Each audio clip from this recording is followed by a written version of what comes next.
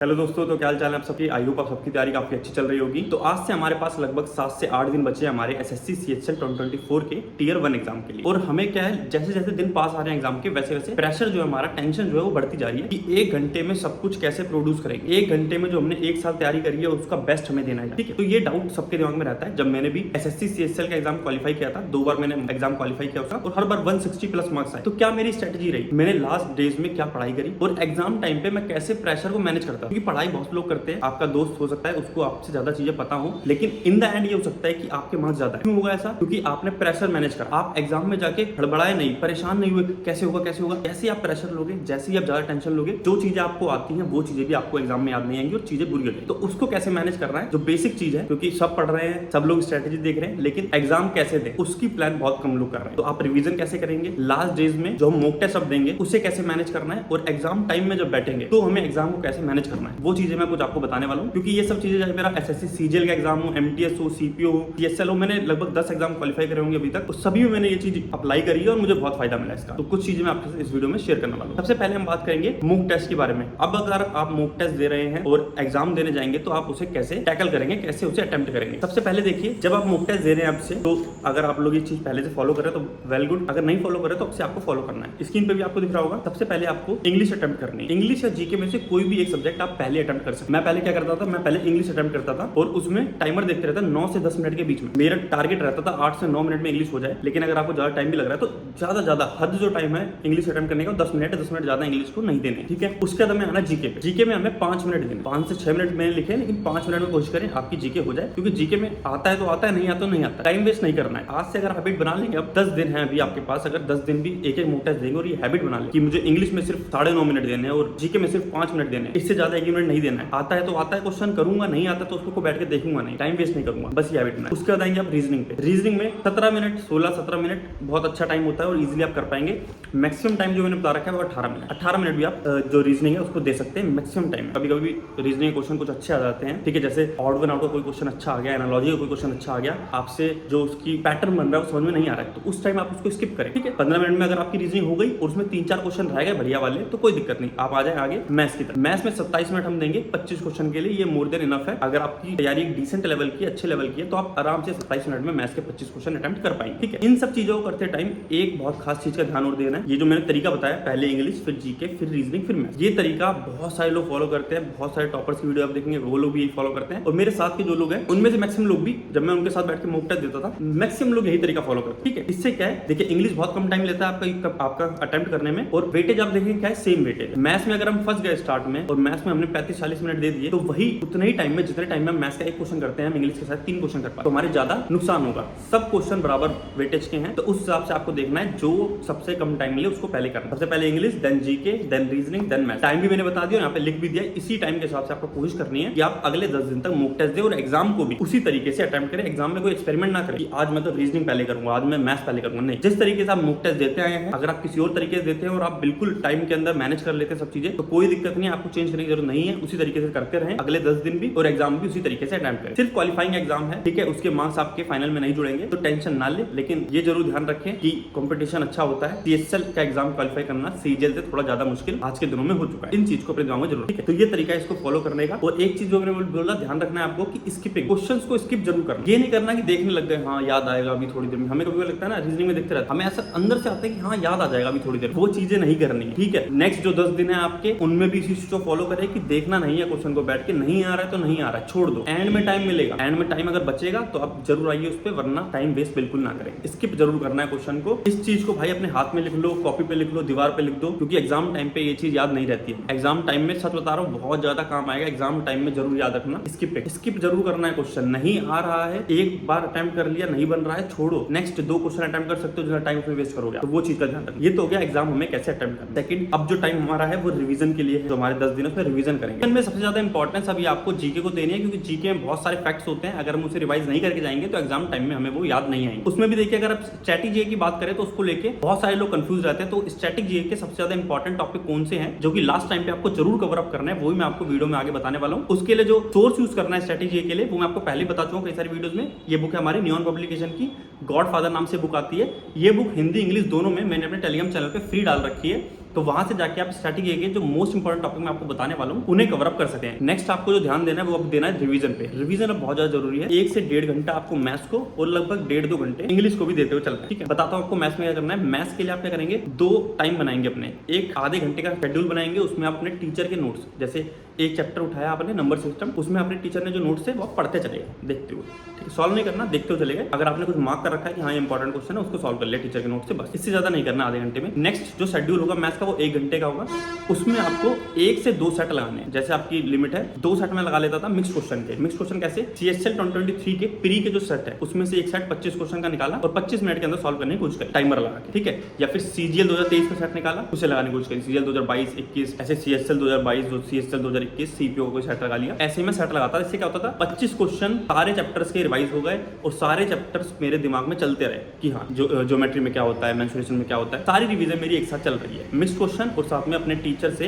एक chapter daily करके revise करते चले गए। ठीक है, अगर शॉर्ट नोट्स बना रखे हैं आपने ज्योमेट्री के, मेंसुरेशन के, नंबर सिस्टम के, तो उनको भी आप रिवाइज कर सकते हैं अपने टीचर के नोट्स पढ़ने की जगह। ठीक है, तो ऐसे में करता है 2 शेड्यूल, एक में चैप्टर वाइज, एक में मिक्स क्वेश्चन की प्रैक्टिस। ये हो गया मैथ्स के लिए, 1 से 1.5 घंटे में हो जाएगा पूरा आपका। नेक्स्ट हमारा इंग्लिश। इंग्लिश में भी 2 शेड्यूल बनेंगे, 2 पार्ट में डिवाइड होगा।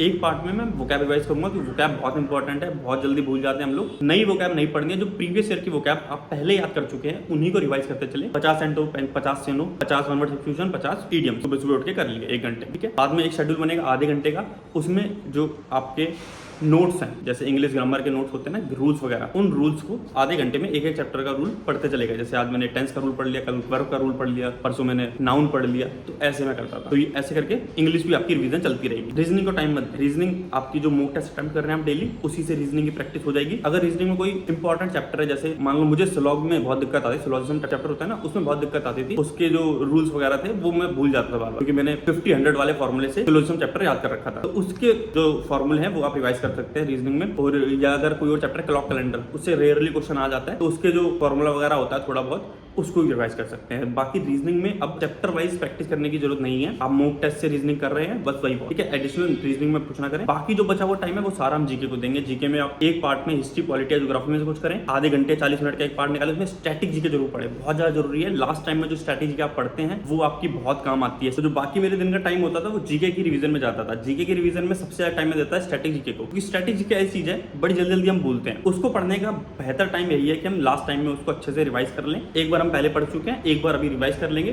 तो एग्जाम टाइम में मैक्सिमम चांस है कि जो क्वेश्चन आएगा आपको याद आ जाएगा तुरंत, हाँ ये इसका आंसर होगा।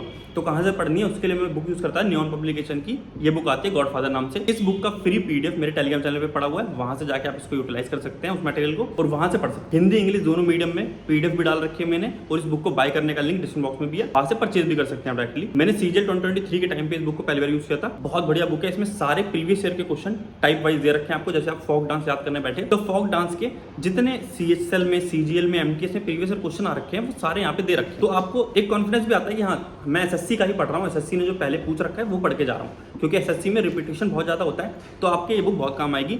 स्ट्रैटेजी के सभी टॉपिक इस बुक में मिल जाएंगे आपको। जो आपके मोस्ट इंपॉर्टेंट टॉपिक्स हैं वो मैंने आपको जीके वाली वीडियो में बता भी रखे हैं, और आप स्ट्रैटेजी वीडियो देखेंगे उसमें बता रखे हैं मोस्ट इंपॉर्टेंट टॉपिक स्ट्रैटेजी के। तो उसमें जाके आप जो इंपॉर्टेंट टॉपिक्स हैं एक एक करके इस बुक से कवर अप कर ले। पीडीएफ मेरे टेलीग्राम चैनल पड़ा हुआ है, टेलीग्राम चैनल का लिंक आपको यहाँ पे डिस्क्रिप्शन बॉक्स में मिल जाएगा, वहां से जाके ज्वाइन कर लीजिएगा ज्ञानी लर्नर पीडीएफ ग्रुप। ठीक है, स्ट्रैटेजी के आपने एक पार्ट में पढ़ा लगभग 40 से 45 मिनट। एक पार्ट आप बनाएंगे अपना जीके का, जिसमें आप हिस्ट्री, पॉलिटी, ज्योग्राफी में से कुछ एक सब चीज पढ़ लेंगे, और एक पार्ट आप बनाएंगे 15 से 20 मिनट का, जिसमें आप क्या करेंगे, अपनी करंट अफेयर को रिवाइज करते चलेंगे। मैं कोशिश करूंगा कि मंथली करंट अफेयर अगर मैं कर रहा हूं तो आधे मंथ का करंट अफेयर मैंने आज करा, आधे मंथ का करंट अफेयर मैंने कल करा। ऐसे ऐसे करके अगर मेरे 12 दिन है तो 6 महीने करंट अफेयर मेरा रिवाइज हो जाएगा। अगर आपके पास 6 दिन बचे हैं तो आप ऐसा करें, एक एक दिन में एक एक मंथ का करंट अफेयर आप देखते चलेगा। ठीक है, ताकि रिवीजन आपकी जब तक एग्जाम हो रहा तब तक रिवीजन आपकी पूरी हो जाए। इस तरीके से 3 पार्ट में मैंने जीके की रिवीजन है उसको डिवाइड कर लेता था। तो ये हो गया रिवीजन का पैटर्न, और एग्जाम को मुझे कैसे मैनेज करना है, मॉक टेस्ट आप कैसे देने हैं, उसका मैनेजमेंट हो गया। तो अब बात करते हैं अपने थर्ड पॉइंट के बारे में। ये बहुत ज्यादा इंपॉर्टेंट है, क्योंकि हो सकता है कि आपको कम चीजें आती हो लेकिन आपका सिलेक्शन हो, और दूसरा जो इंसान है जिसको ज्यादा चीजें आती है उसका सिलेक्शन ना हो। जैसा मैंने स्टार्ट में आपको बताया, इसके पीछे वजह यह है कि आपका जो माइंड सेट है वो कैसा है, आप पॉजिटिव माइंड सेट के आदमी है या नेगेटिव माइंड सेट के आदमी है। ये बहुत बड़ा रोल प्ले करता है। हमको लगता है कि यार इसमें हम क्या कर सकते हैं, हम कुछ नहीं कर सकते, और हम इसको लेट गो कर देते हैं, इस पर ध्यान ही नहीं देते कभी कि ऐसी कोई चीज भी मैटर करती है, नहीं करती, लेकिन बहुत ज्यादा करती है। एक छोटी सी बात बताता हूँ मैं आपको, जैसे मेरा माइंड सेट हमेशा कैसे है ना कि एग्जाम में अगर मैं जा रहा हूँ तो मेरा सिलेक्शन तो होगा, बाकी दुनिया का मुझे पता नहीं, ठीक है, एक सीट तो मैं लेके आ जाऊंगा। और इस माइंडसेट की वजह से मुझे ऐसा लगा कभी मुझे एग्जाम टाइम पे प्रेशर इतना ज्यादा फील नहीं हुआ। एग्जाम मुश्किल भी आया हो, मेरे मार्क्स थोड़े कम भी आ गए हो, लेकिन मेरा एग्जाम जरूर क्वालिफाई, चाहे वो कम नंबर से हुआ चाहे ज्यादा नंबर से हो। मैंने प्लीज सभी एग्जाम में क्वालिफाई करे और ज्यादातर एग्जाम में मैंने मेंस वेंस सब पूरा फाइनल सिलेक्शन लिया, ठीक है। 10-12 एग्जाम होंगे लगभग, उनमें मैंने फाइनल सिलेक्शन तक मैं पहुंच गया। तो इसके पीछे वजह ये थी कि पॉजिटिव माइंडसेट। मुझे हमेशा ऐसा लगता है कि अगर मैं पेपर देने जा रहा हूं तो मेरा जरूर क्वालिफाई होगा, चाहे किसी का हो या ना, ठीक है। इस वजह से क्या होता था, मेरे अगर कोई नेगेटिव आदमी भी है ना तो वो भी मुझे नेगेटिव नहीं कर पाता, मुझे कभी भी डिमोटिवेट नहीं कर पाता। तो ये चीज आपको ध्यान में रखनी है कि अगर आपके आसपास ऐसी कंपनी है जो आपको नेगेटिव चीजें